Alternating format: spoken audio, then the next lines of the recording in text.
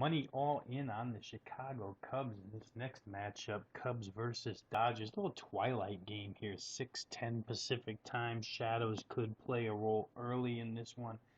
John Lester against Matt Latos. Matt Latos back 15 days off from his last start.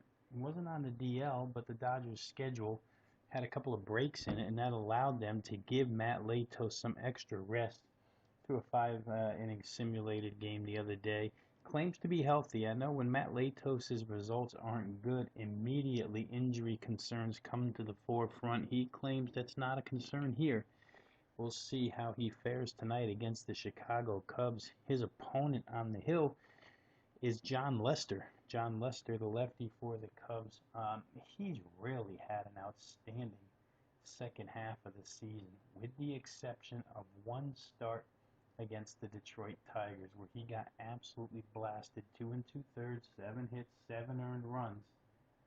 But the other 6 starts he's made have all been quality starts. In fact, if you minus out that one poor start against the Tigers, since the All-Star break, Lester would have numbers of 44 innings pitched, 33 hits allowed, a 1.84 ERA, a 0.91 whip, and pretty impressively a 14.2 pitches per inning count.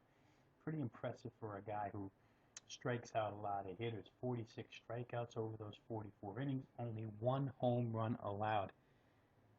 I'm going to minus that Detroit game out because I think John Lester's on a real good roll right here. And although the Dodgers have hit left-handers pretty well this season, they've got a 264 team batting average, 342 on base, 764 OPS. Good numbers, good enough to rank them third in the major leagues in batting average, the 264 number. But I don't know if they're going to have a lot of success here against John Lester. I'd expect Lester to be real good in this one. You know, the Cubs enter on a 3-game losing streak.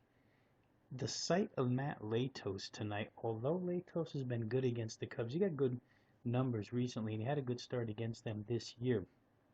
But after you've seen Madison Bumgarner and Clayton Kershaw back-to-back, the sight of Latos has to be eye-opening for the Chicago Cubs. It's a team, as we say time and time again, not telling anybody anything new here, but they're so strikeout prone. And when you're facing Bumgarner and Kershaw strikes out 14 last night. Very predictable what was going to happen there. Latos not as overpowering of a pitcher. I do think that he'll throw well here too against the Cubs, but I don't think it's going to be enough. You know, not only have the Cubs now cleared Clayton Kershaw out of this series, but they may have cleared Kenley Jansen out of this game. He came in and only threw 9 pitches last night, but it's his third relief appearance in the last 4 days. And Don Mattingly has got to be very economical with his usage of Jansen. Obviously, anytime they need to close, they want to go to him, but he's really the only dependable arm at this point in time that the Dodgers have down in the pen. So we'll see if Jansen is called upon tonight, if he's as effective as he normally is or not. I think there's a lot of wear and tear right now on Jansen. He's been asked to do an awful lot for this LA team.